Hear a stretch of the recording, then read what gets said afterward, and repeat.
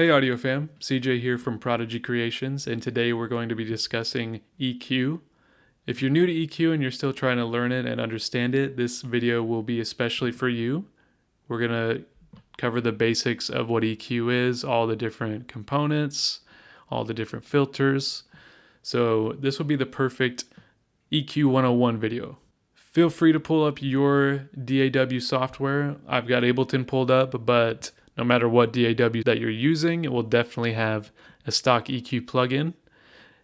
Feel free to pull it up and follow along with me as I go through this video. So first of all, what is EQ?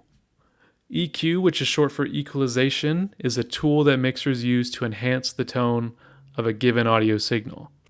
So all of these different filters you see, which we'll get more into later on, are affecting the tone of what I have pulled up here. I have an electric guitar track that I have on solo mode. So let me just, before we dive further into EQ, let me just give you an audible comparison of what EQ can do for your track.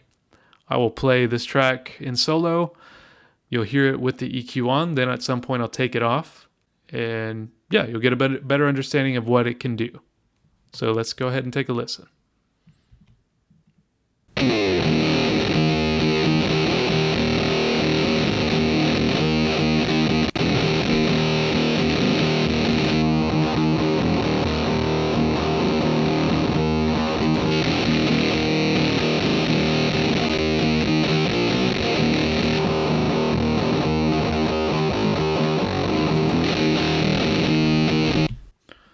So there you go. As you can see, when I applied the EQ on this track, it really made it more aggressive, more clear, I would say. You know, it sounded a little bit muddy, a little bit out of focus, I guess you could say, without the EQ. But I felt after I applied, all the settings on here, sounded a lot better. And you want to be careful with EQ as well, because it's not just about this is a very simple video. Wanted to keep it easy by just focusing on one track. But you do have to keep in mind that EQ is not only for just one track, but for the mix as a whole. So you definitely want to keep that in mind when using EQ. But for now, we'll just keep it simple and stick to this one track. So within EQ, you'll notice that you have a graph. On the y-axis, this is going to represent the volume. So the higher up it is, the louder it is, and obviously the lower the volume. And the x-axis is representing the entire spectrum of the human hearing range, which is measured from 20 hertz, which is the lowest audio signal that can be heard by the human ear, all the way up to 20 kilohertz, which is the highest tone that the human ear can hear. So all of these frequencies are basically just numbers that are associated with unique, specific tones. And the more familiar you become with those tones, the more you can utilize EQ to your advantage. But I'm actually going to put up a graphic right here in this video, give you just kind of a basic understanding of what all of the different frequency ranges are. Keep in mind, all of this is subjective because audio is subjective, but this will give you a pretty basic guideline as to where the low end, the mid-range, and all that sort of thing is, and what kind of instruments you may find within these frequency ranges, just to give you a better understanding. So let me go ahead and reset this EQ, and we'll start talking about it. So as you can see, you have all these different numbered components up here that you can do things with. These are called bands, and the more bands you have, the more control you can have over the tone of your audio signal. I've got 5 up here now, but as you can see with this particular EQ plugin, I can add up to 8. Really, more often than not, 5 is going to be plenty though, so you don't need too much to make EQ work pretty well. There are many different types of filters that you can select for your individual bands, so let's discuss them. We'll start off easy by talking about a shelf filter, which would look like this right here, this icon. So to give a real life example, if you've ever adjusted the bass or treble settings within your car stereo, then you've actually applied EQ before. the shelf filter is likely what your car stereo is using to make those changes to the bass or the treble. Let's say you did want to boost the treble in your car and you turn it up 5. And this is basically what it looks like it's doing on the graph. And so how this particular filter works is we have it set to 6K. So that's the starting point of this filter. And it's boosting that, but it's not only boosting that frequency, but every frequency that's above that. So basically everything from 6K to 20K is getting a nice general boost. And I could just as easily use it to cut all those frequencies as well. So let's hear an example of what that would sound like.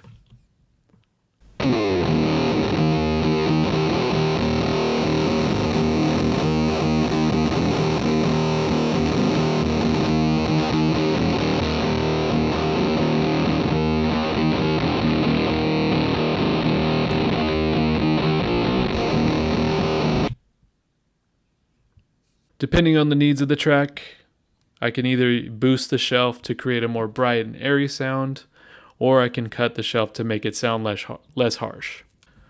And the exact same principles apply for a low shelf filter. So we'll go to this icon, which you can see is just the same, just in the reverse direction. I can do the exact same thing on the low end of the spectrum. So let's get a listen to that.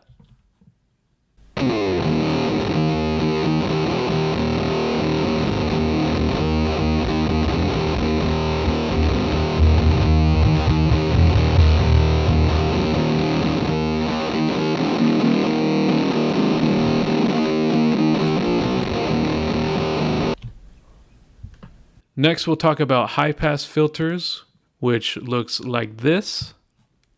As the name implies, you would use a high-pass filter when you want the highs to pass. In other words, you want the high end of the audio spectrum to be heard. It's a little confusing because, as you can see, the way a high-pass filter works isn't by adjusting the high frequencies, but by actually cutting off low frequencies. And unlike a shelf, you can see this is an extreme cut. It's pretty much eliminating any of that low end. So let's hear what that would sound like.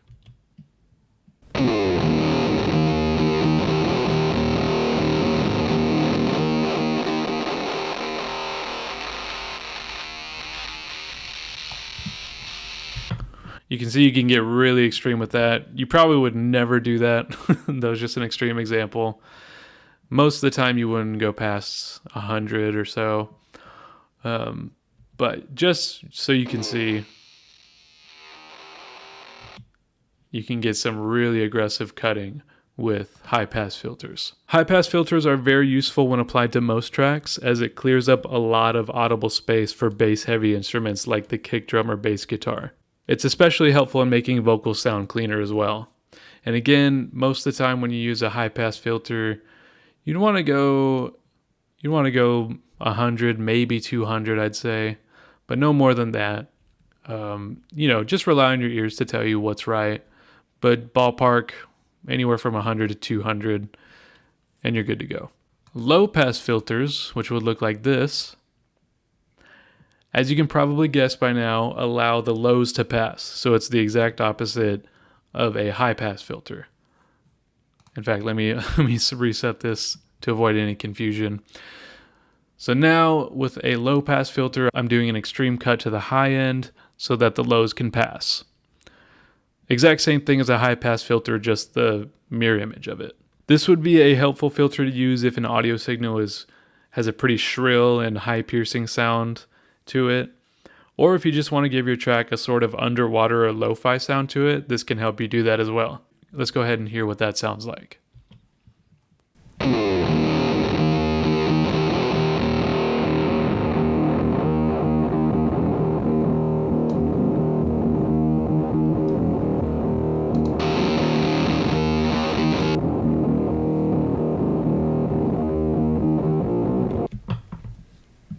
All right, and the final filter we talk about today is the almighty bell filter. As the name implies, and as you can see, it's called a bell filter because of the shape of it. It's very much like a bell. And because of that, this type of filter is used to make very specific adjustments. So to give you a good example of what a bell filter does, I'll go ahead and try to find a good frequency range in this track and give it a boost. And I'll also find maybe some frequencies that don't sound so nice and cut them out. And this will give you a fair example of what it's used for. The bell filter is definitely the most surgical, as it can really help you to define what you want your tone to sound like. So yeah, let me go ahead and go through this track and boost some good frequencies, and I'll cut some bad ones away.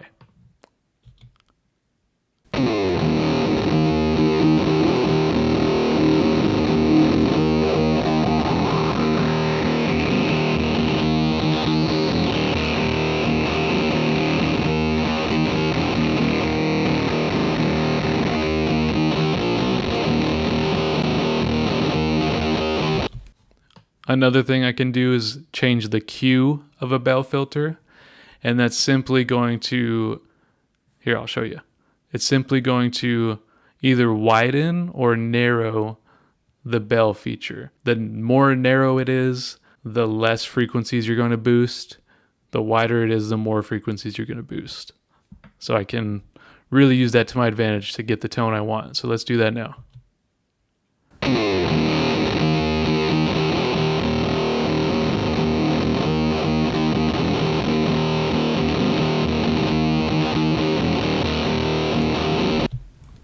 All right, now I'll find something to cut.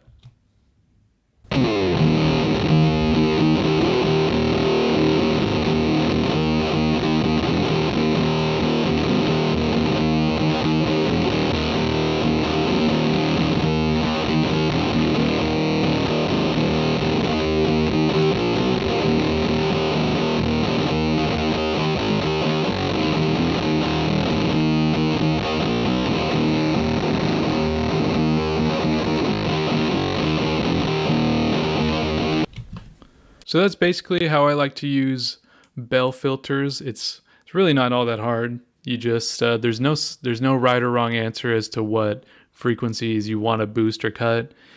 Again, audio is all very subjective. I ended up boosting, around 3K. Another mixing engineer could come into it and just as easily boost 2K, and it could sound great too.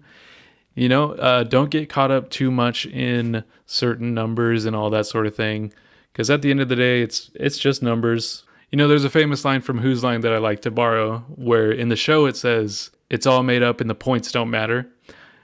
That's my philosophy with EQ. It's all made up and the numbers, or in other words, the frequency ranges, don't really matter too much. You know, you don't want to get married to, oh, I know this certain frequency sounds good on electric guitars, because every electric guitar is different. Every electric guitar has its own processing, its own effects, its own build. You know, there's a lot of different things that can change. Just because it's the same instrument doesn't mean it's going to work again.